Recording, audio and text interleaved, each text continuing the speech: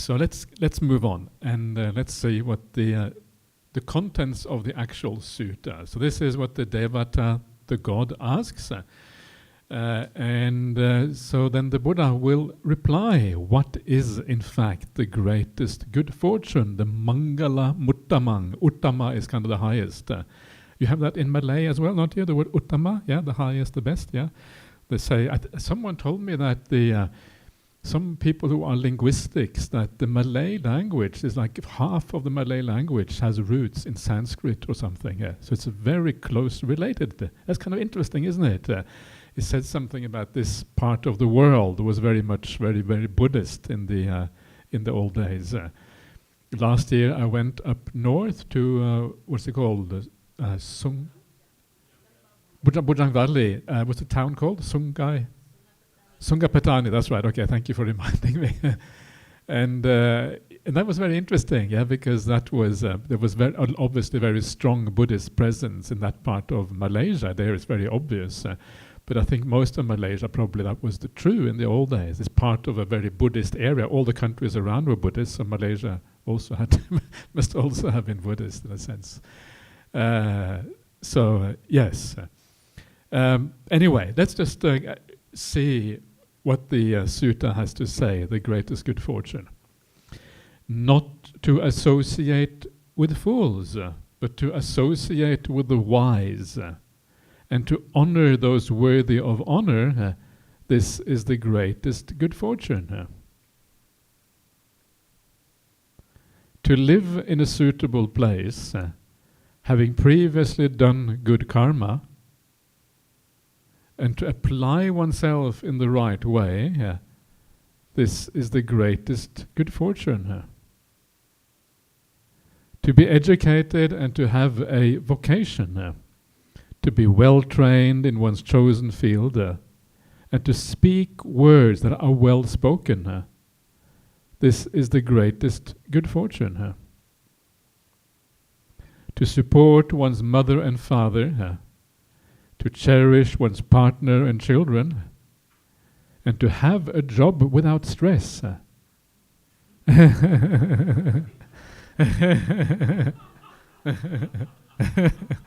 Isn't that nice? This is my translation. I don't think anyone translated like that before. But that's basically what it means. Yeah, it's kind of interesting. And it's kind of interesting that we think, oh, now the pace of life is so great these days. Yeah, they had no idea what it was like, a long time ago. But even in those days, 2,500 years ago, if job was stressful, yeah, nothing changes. Nothing changes. There's nothing new under the sun. Yeah, it's just the same again and again and again. And this is one of the reasons why this samsaric existence is so tiring. Yeah, it's just a repetition of the same old problems. So don't think that, anyway, I'm not going to, let's carry on. So, generosity and an upright life, kindness towards one's relatives, and the doing of blameless deeds, this is the greatest good fortune. To refrain from what is unwholesome, to abstain from all intoxicants, and to be steadfast in good qualities, this is the greatest good fortune. Respect and humility, contentment and gratitude, and the timely hearing of Dharma, this is the greatest good fortune. Being patient and easy to correct, the seeing of monks and nuns, and the timely discussion on Dharma, this is the greatest good fortune. Asceticism and the spiritual life, insight into the noble truths, the seeing for oneself of nirvana, this is the greatest good fortune. A mind that remains unshaken by the ups and the downs of the world, sorrowless, stainless, and safe. This is the greatest good fortune. Having performed these things, nowhere can they be conquered. They are secure wherever they go. This is the greatest good fortune. So maybe if you are secure wherever you go, maybe you go off to Iran and you start helping people in Iran. Yeah, you say, I'm here to help you. I am secure wherever I go. So no problem. I'm going to give you some Dhamma. You need some Dhamma now? The bombs are raining down. So Dhamma comes in handy. This is what you have to do, yeah. If you are secure wherever you go, that's what it means, right? You are literally secure wherever you go. This is one of those beautiful qualities. So there you are, yeah. Lots of little details. You never see this when you read a prose passage, because in prose it's all nicely structured. It has a certain system. This kind of higgledy-piggledy qualities, yeah, kind of randomly put together, all kind of nicely in verse, you find in these kind of poems and not in the prose. And that's kind of why it is exciting, why it is interesting, why it broadens out your idea of the scope of the Dhamma, what it really is about. So let us start looking at this, and we're going to look at one verse at a time. I wasn't so clear that I was going to have to show my screen like this, because that means I might have done things a bit differently. I may change my things tomorrow a little bit. Let's start with the very first verse here. Yeah, it's a beautiful verse, verse number 1. I'm going to do verse by verse and then discuss them in detail. And especially verse number 1 is probably the most important of all of these verses. Yeah, so again, not to associate with fools, but to associate with the wise, and to honor those worthy of honor. This is the greatest good fortune. Yeah, this is one of those things that is very hard to really fully grasp the significance of this. But the idea here is that it comes down to the very basic idea that we are conditioned as human beings. Who we are with, where we go, who we deal with creates us. We become that. In a very literal sense, your mind becomes that with which you associate with. Yeah, so now, right now, if you think about who do you feel like, what are your thoughts right in this moment, and that perception that you have of yourself, the feeling you have of yourself right there, is conditioned by the past. We don't see it that way. It feels like a real you is sitting in here. This is the real me. Yeah, I can feel it. It's me, me, me. And it feels like that. But actually, from a Buddhist point of view, that is not how it works. All of these things are conditioned. And the more you kind of grasp this idea that we are conditioned, I mean, we grasp it to some extent. Yeah, it's not that hard to see to some extent. Obviously, we are conditioned by our upbringing. You know, we like certain kinds of food, we live in certain places, we have certain religions, and all of these things are obviously conditioned. But fully grasping it is a different matter. It feels like we have a degree of free will. It feels like we are sitting inside here making all these kind of choices. But the more you understand this idea of conditioning, the more you understand how important it is who we hang out with, who we take as our friends, who we associate with. Yeah, it is absolutely fundamental to the Buddhist path. It has to do with this whole idea of right view and being guided in the right way. You know, one of those very interesting things that sometimes I talk here at BGF and everywhere about the gradual training. And the gradual training is a very beautiful framework for how the path progresses. That is laid down in the Sutta as in many, many, many places. And you know that the teaching is important if you see it again and again and again in the Suttas. And one of the most famous examples of the gradual training is the Chula Hatti Padopama Sutta, the shorter discourse on the elephant's footprint. And this is found number 27 in the middling sayings of the Buddha. And this is the sutta that was spoken by Mahinda. You know Mahinda? Mahinda is the son of Ashoka. He went to Sri Lanka and he kind of met the king and the queens and the kind of whole royal court, and they all became Buddhists. Yeah, that was because of that sutta. Yeah, so a very interesting sutta in many ways. Also a very beautiful sutta. One of my favorite suttas in the Pali Canon. I have lots of favorite suttas, but that's one of them. Yeah, there is 10,000 pages, and they're all my favorite. But anyway, that's also my favorite. Yeah, so I never go wrong when I. Sometimes some suttas speak more to you directly than others. And this is one of the suttas that speak to me in a very powerful way. And it has this beautiful gradual training. It shows you how you're supposed to train yourself, yeah? From the very beginning. You know, the beginning begins, you hear the word of the Dhamma, you hear the Maṅgalasutta, I think, wow, that's really good. Yeah, that's really cool stuff. And then you kind of go stage by stage until you become an arahant. This is what's called the gradual training. It's stage by stage. You do things in the right order. Get things in the wrong order, it's never going to work. This is what you have to do to become enlightened. So, how does that begin? That you have to do to become enlightened. This is kind of really fascinating. How do you start on this path? And do you know how it begins, that sutta? I was gonna ask Billy, because I know Billy. He knows the suttas really well, but he looks he's not fully present. So I'll let him let him be for the time being. But it's very fascinating, yeah. These gradual trainings, how it starts, because it's about our training here, and how it begins. Yeah, it doesn't begin with you doing anything at all. The gradual training begins with the Buddha arising in the world. And you think, what does that got to do with me? Yeah, nothing to do with me. I can't, unless you are a bodhisattva, maybe, okay, then you become the Buddha. I don't know if you are do we have any bodhisattvas here? Yeah. Okay, I'm glad. I'm not so keen on bodhisattvas. So it begins with a Buddha arising in the world, right? It's got nothing to do with you.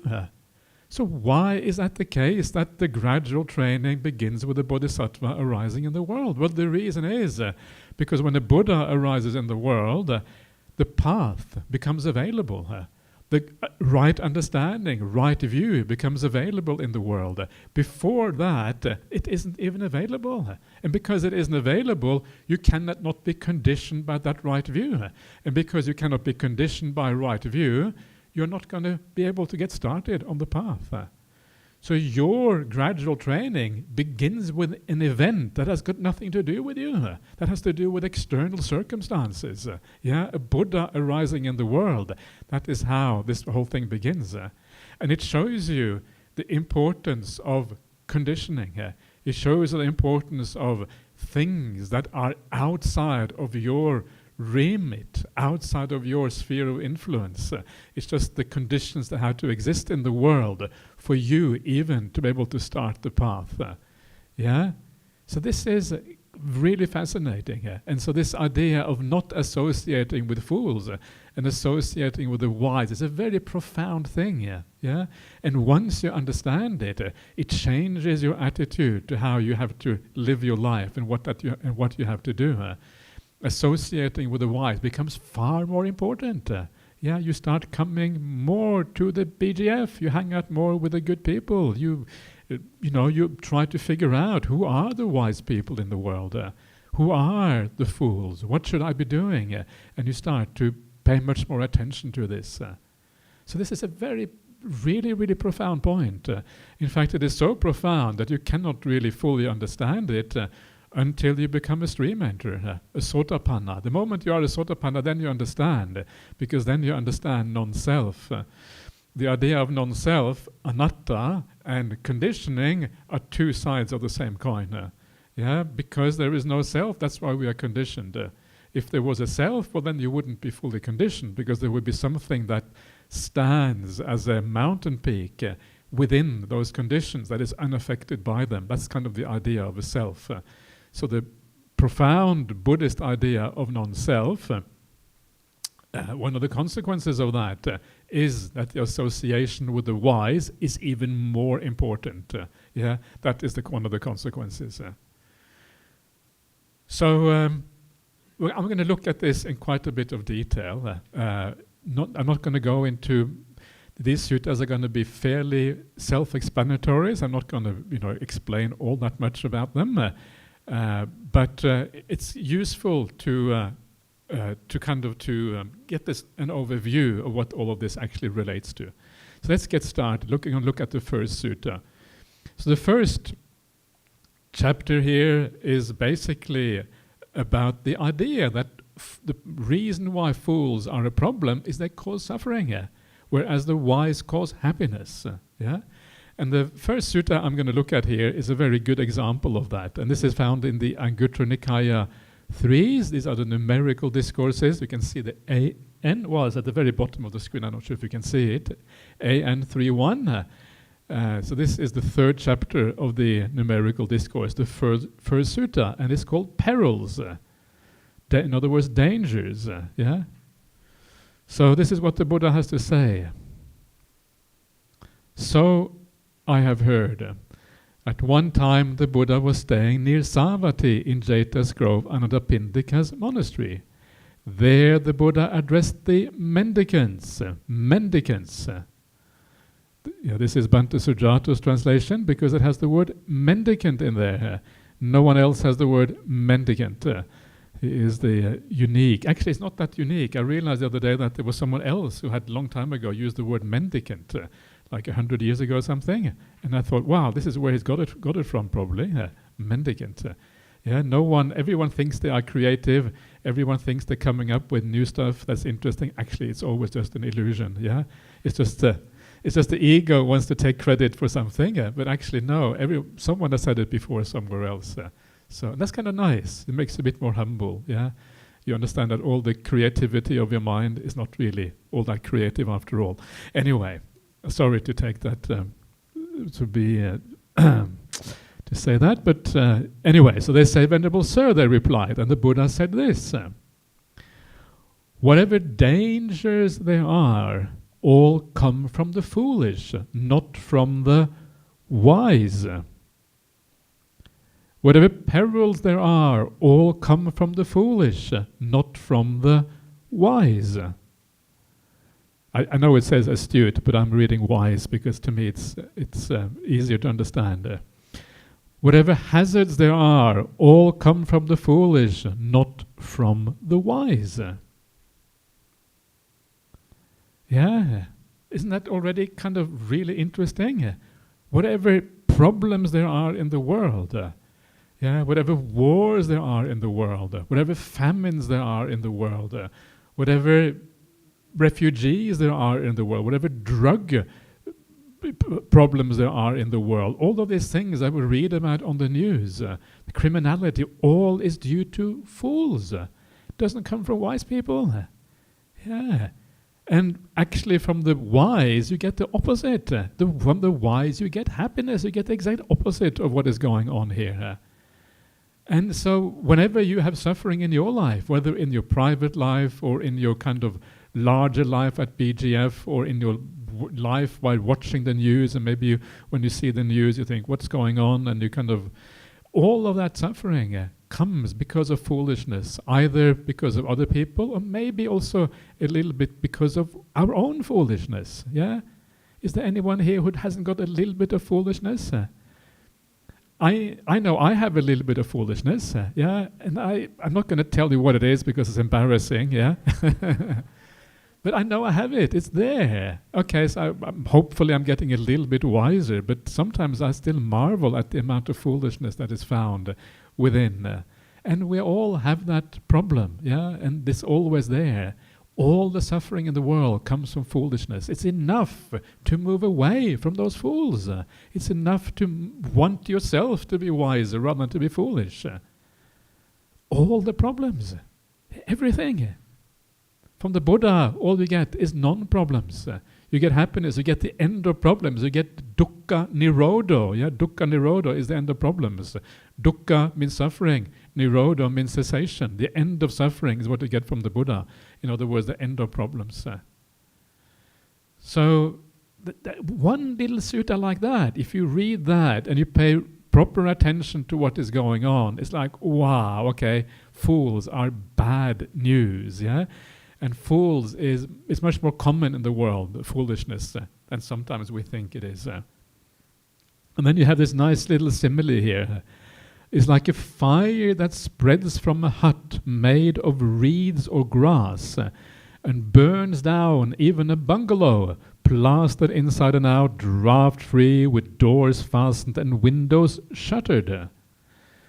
The little hut made of reeds and grass, that's like the foolish person. Yeah, there are lots of little huts made of reed and grass in this world. And the bungalow is like someone who has their act together. Yeah, someone who is reasonably wise. Even the wise people get affected by the foolish. Yeah, this is kind of one of the problems in the world. And even the Buddha sometimes gets a little bit affected, at least externally, by some of the foolish people that are around him. And so the fools, they have this impact on everything, and you cannot fully kind of insulate yourself from the fools. They will tend to have an impact on you, even if you are a bungalow. But if you are a bungalow, you are much better placed. Yeah, eventually you get a kind of like a steel container that cannot be burned down. That's like the Arahant, steel container with a refrigeration unit inside. Otherwise, you get too hot inside. I don't know, whatever. Something like that. In the same way, whatever dangers there are, all come from the fools, not from the wise. Whatever perils there are, all come from the fools, not from the wise. Whatever hazards there are, all come from the foolish, not from the wise. So the fool is dangerous, but the wise person is safe. The fool is perilous, but the wise is not. The fool is hazardous, but the wise person is not.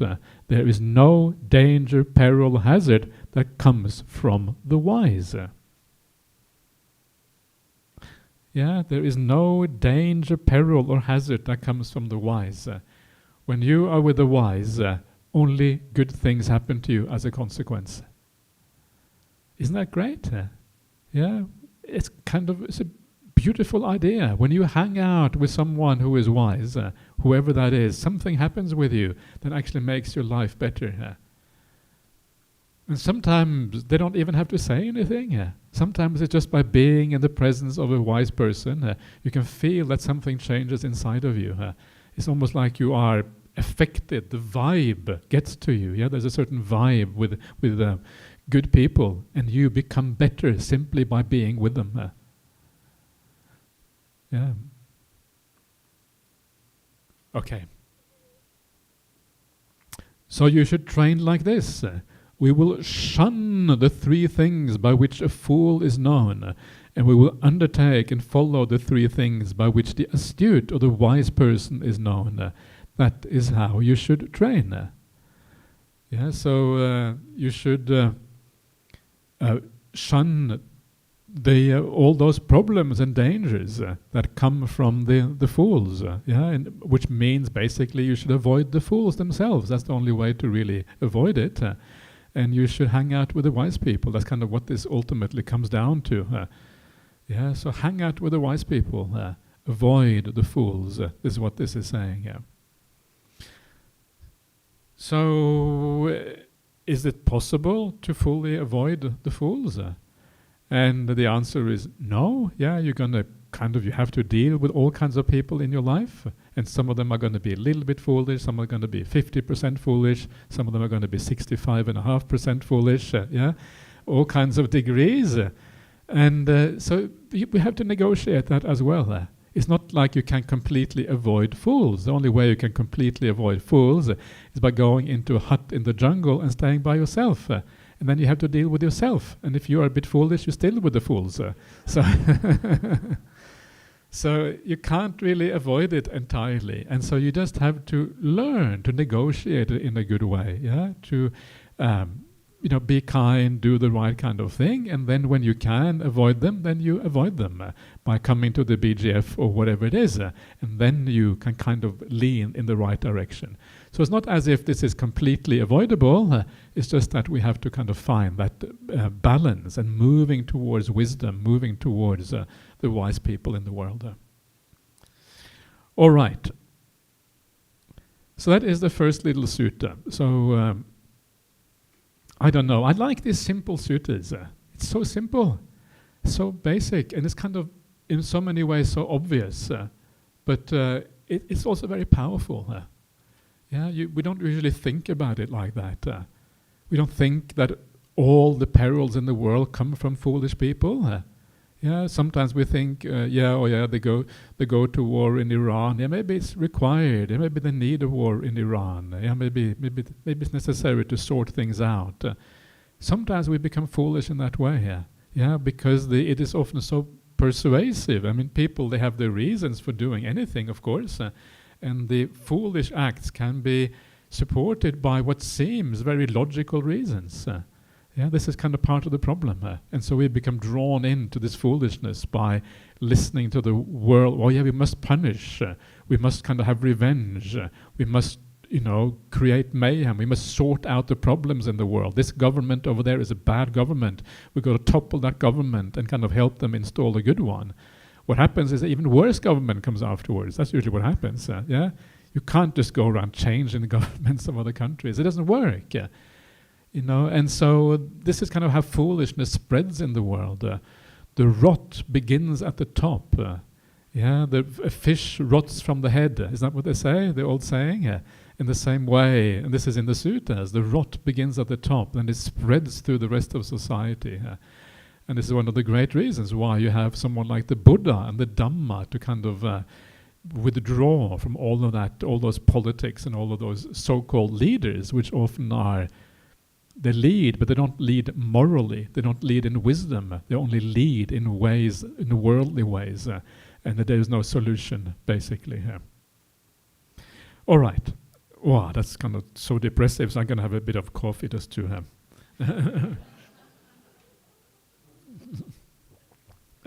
Okay, let's move on to the next sutta. So this is Majjhima Nikaya, Middle-length Sayings number 129.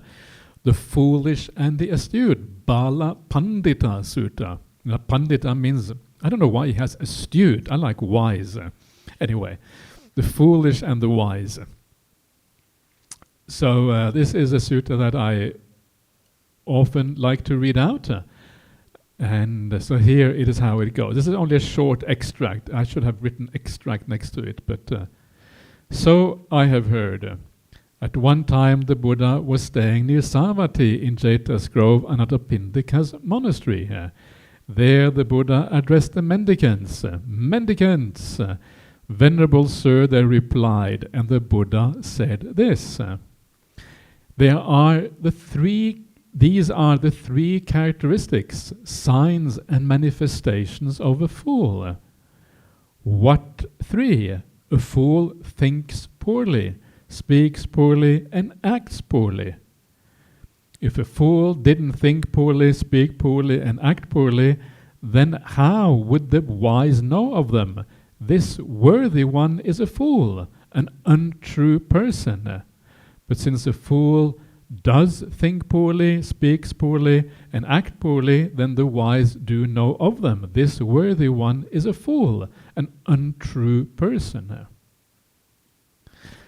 So I like it the way the worthy one, this worthy one is a fool. It's kind of interesting. You kind of respect them even though they are a fool.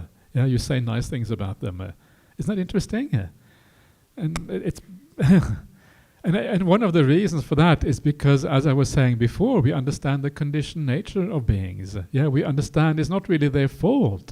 They have been conditioned in a certain way, and so they are who they are. And so you give them a certain respect, even though they are foolish. You speak to them in a nice way. You don't really respect them in the way you respect the Buddha or whatever, but you are, we respect all people in a sense, regardless of who they are. That's kind of the idea there.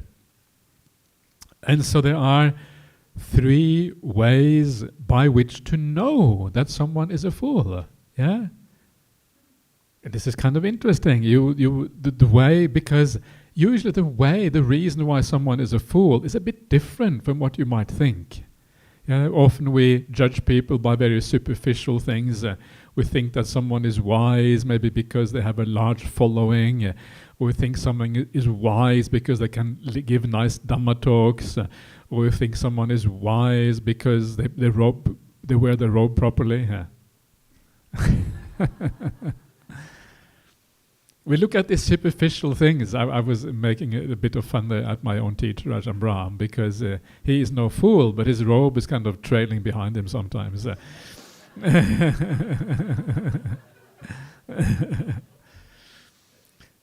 So we often use the wrong ideas for deciding whether someone is a fool or not. But basically, it is your moral conduct that shows you whether someone is wise or foolish. Yeah? If someone speaks well, do they speak according to the ways of right speech that we find in the suttas? Are they gentle? Do they create harmony? Do they not talk all kinds of nonsense about all kinds of things that is uninteresting? That is how you know whether someone is wise or a fool. Listen to how they speak. It's a very simple test. Yeah, it's not very advanced or complicated. But that's how we can know. This is the ordinary form of foolishness and wisdom. I'm not talking about the higher wisdom, which is the insight into the Four Noble Truths. That is very, very hard to know about. It's kind of beyond our usual ability to know. But ordinary wisdom and foolishness, how do they speak? Or do they speak kindly? Do they promote harmony? Do they say things that are wise? Do they often not say anything at all? Yeah, wise people often are people who don't talk very much. You will notice that. I don't know, for me, I've always noticed that the wise often remain quiet, especially among fools. Because when you are with a bunch, for people who just talk a lot, whatever, sometimes you just impossible to get through anyway. So you might as well just be quiet. There's nothing there to be said. It's often the case, right? And so you see people, the way they speak, the way they act. How do they treat people? Do they act in a gentle way? Do they act with kindness? Do they show care, compassion, generosity, all of these things through their actions? That is how you know if someone is truly wise or not. It's a simple way of understanding foolishness and wisdom. How do they think? And sometimes you can know how people think as well. You can know that, through their speech or through their actions or the expression on their face and these kind of things. Yeah, that person is angry, stay away. They have like a vibe around them, yeah. And you can kind of have some idea what is going on there. So this is really how we know foolishness and wisdom. Don't, be a judge yourself as to who is foolish and who is wise in the world. Yeah, just by watching and observing. It is not an absolute guide. Sometimes, things can be a bit uncertain or whatever, but it gives you a rough idea of who to look for. And it's good that we have this. If we didn't have these signs of the fool, we wouldn't be able to distinguish. That would make life very, very difficult for us. So then because they speak for whatever in the poorly, then you say this person is a fool, an untrue person. Untrue here is asapurisa. Is that what it is? I think so. I haven't looked up the Pali. I think it's an asapurisa. And that is at that point we're talking about a fairly high standard for being a fool or a wise person, because asapurisa basically means the Aryans versus the non-Aryans. And so this is the higher manifestation of wisdom. All right. Why, Yin, what happened to you? You used to have all these suttas ready. You read it, but today, so you're not going to be here. You're only going to be one day anyway. So I guess you have kind of taken leave of being the sutta master. So that's okay. It doesn't really matter so much. The rough idea, we know what it is. So it is a untrue person, asapurisa. So, is that true, Niwern? I think you're looking it up there on the internet. Is it asapurisa? Okay, it's asapurisa. Yeah. Okay. Thank you, Venerable. That's good. So, this is how we know the fools. Yeah. Then we can kind of make a distinction in our life, and then we can move towards the wiser people. And of course, we can also see the foolishness within ourselves, which is also very handy to be able to see. So that was the main reason why I wanted to look at this sutta. But while we are at it, I also want to look at the problem with being a fool. Yeah, foolish people suffer more than wise people. This is a very important point. As a fool, you bring a lot of suffering into your life, and you may think that you already have a lot of suffering already. But if you were more foolish than you are, you would have even more suffering. Yeah, and sometimes people suffer so much they don't even know about it. They kind of just disappear out of sight and out of life. And often it's because life is too difficult for some people. And so remember that, that by being wise, by living in the right way, you are generally have a far better life than people who live in foolish ways. It's a really important point. So let's have a little bit of look at this, the kind of suffering that you can expect as a fool. So a fool experiences three kinds of suffering and sadness in this life.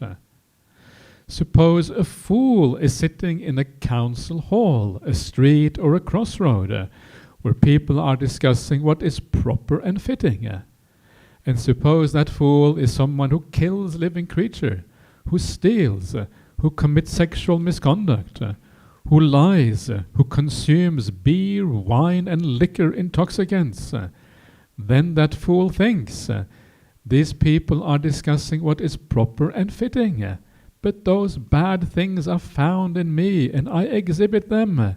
This is the first kind of suffering and sadness that a fool experiences in this very life. You know that you are doing something wrong. You know that the wise people in the world think differently. You know that you're kind of on the wrong track. And because you know that, you experience the suffering of hearing other people saying what is right, living in the wrong way. You don't really want to hear it if you are a really bad person. You don't want to hear about goodness and kindness because it's too painful for you to hear about these things. So this is the first kind of suffering that you have as a fool. That's kind of terrible, because it means you don't incline to listening to good speech, you don't incline towards the Dhamma, you don't incline towards anything. You incline away from all of these things. There's no hope anymore at that point, if you don't even want to listen to wise people. Furthermore, a fool sees that the kings have arrested a bandit, a criminal, and subjected them to various punishments. So if you are a bad person, especially if you do criminal things, then you get punished for that. And then comes a long list of punishments.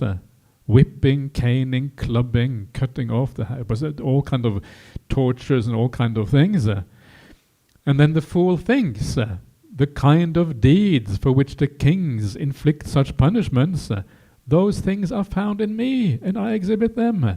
If the king finds out about me, they will inflict the same kinds of punishment on me. This is the second kind of suffering and sadness that a fool experiences in this very life.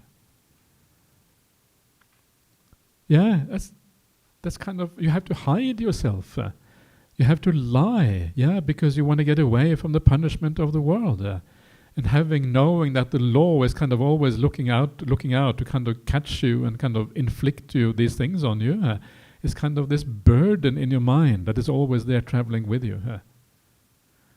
So these are two of the kinds of suffering and sadness that the fool experiences in this very life. There's one more, but I will leave it for now. I'll come back to the last one later on, because the last one is, in my opinion, the most interesting one. And these are just two preliminary ones. So let's stop there. Let's have another short break just to chillax a little bit, and then we try to see if there are any more questions this time around.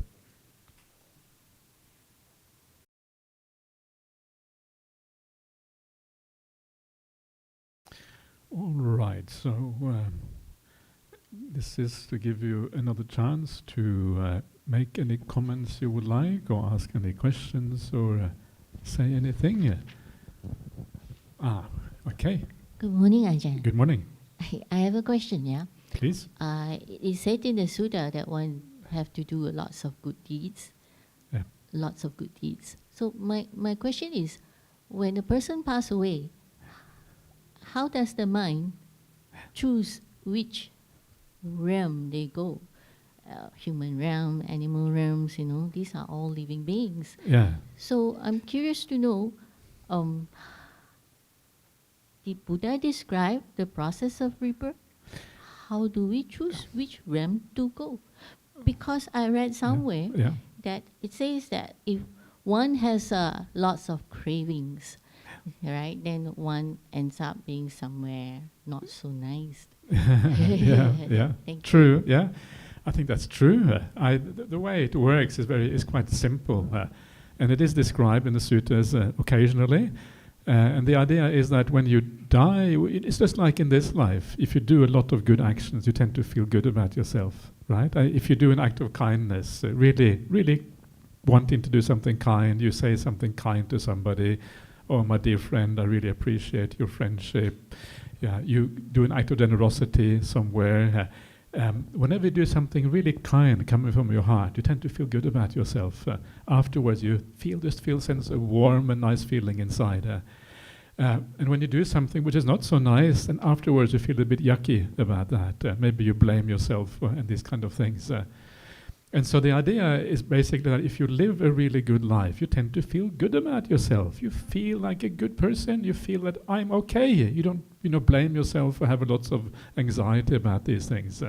And when you die, it's exactly the same thing that happens, because you remember your life and you remember all the qualities and things that you did. And either you blame yourself because you did many dodgy things, but if you did lots of good things, you tend to think, yay, I lived a good life, I did well. And so your mind is lifted up because you remember the good actions. If you do lots of bad actions, your mind is depressed down and you think, oh no, I deserve to be reborn as a ghost, or an animal or whatever, I deserve that. You feel like you deserve it because you know that you haven't been living very well. So it's just a natural, what happens in the mind quite naturally. It's your sense of conscience, your sense of, of judging yourself. One of the things they talk about in the Sutta, in the near-death experience, is the idea of a life review. You have a review of your life. And that life review is like a judging of yourself. You see the good that you have done, the bad that you have done. You see how it affects other people. This is one of those strange things people talk about in the life review. It affects people like this. And you feel other people's feelings sometimes. Imagine that. Imagine you have said something bad, and then you feel the feeling of the person who received those bad words from you. That is really, really powerful. Then you really understand the impact you have on others.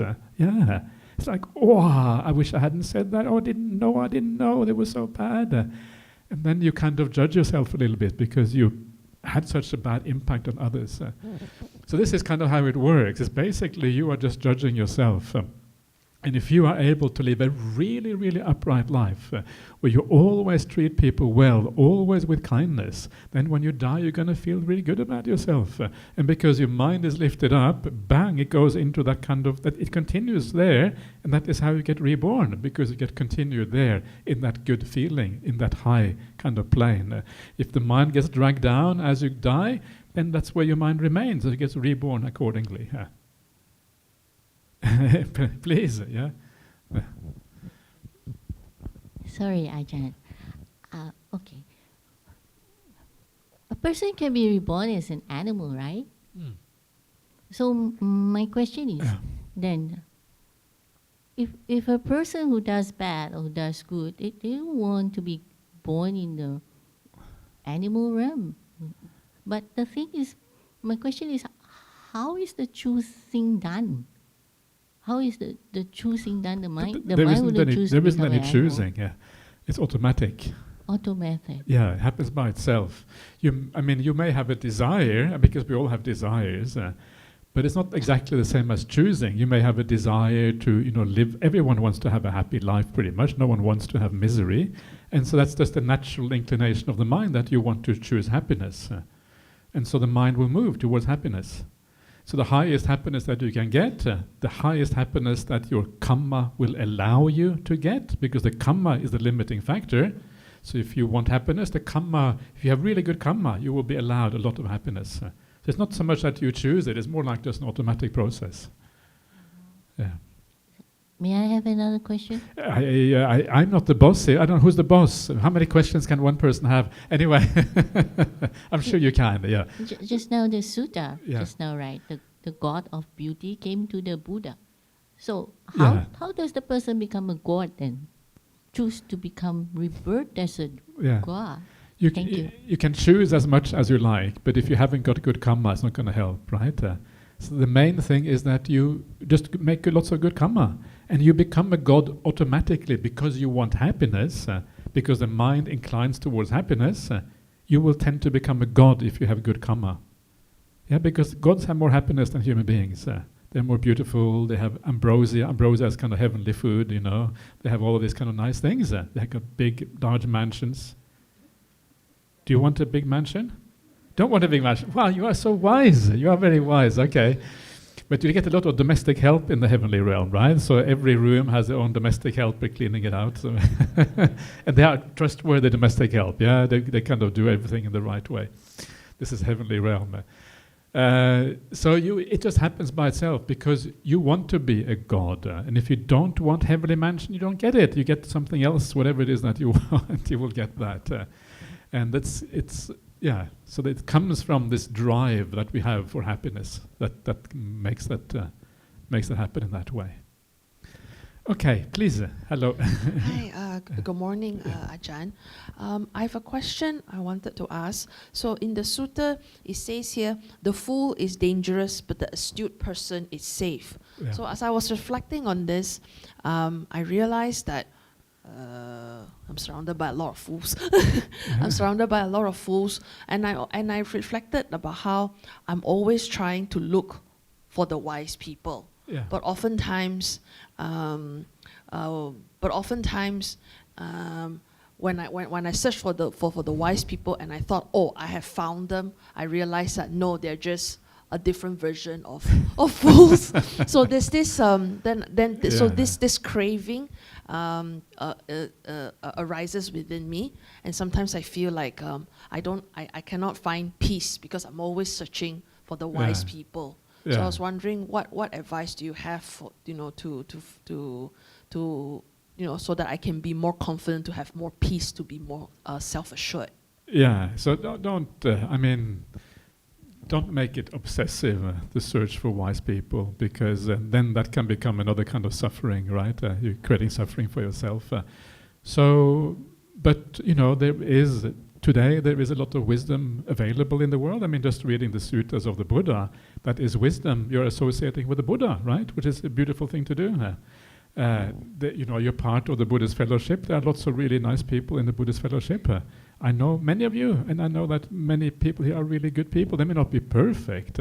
They may have some foolish tendencies. I mean, everyone does pretty much, except for arahants, probably.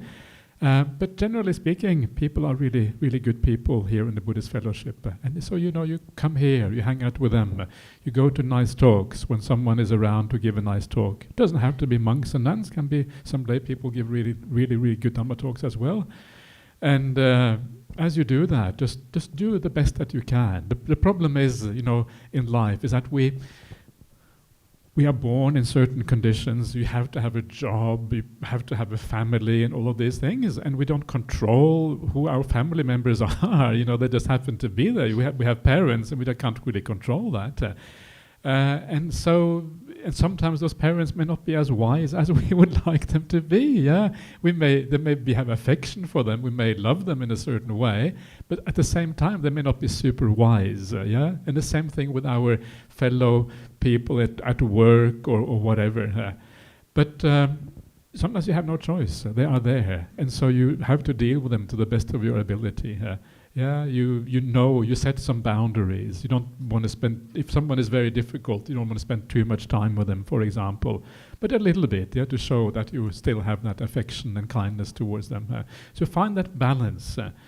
Don't try to find the perfect situation, because you will never find it. It doesn't exist. Just kind of incline in a certain direction, and then you will be on the right track.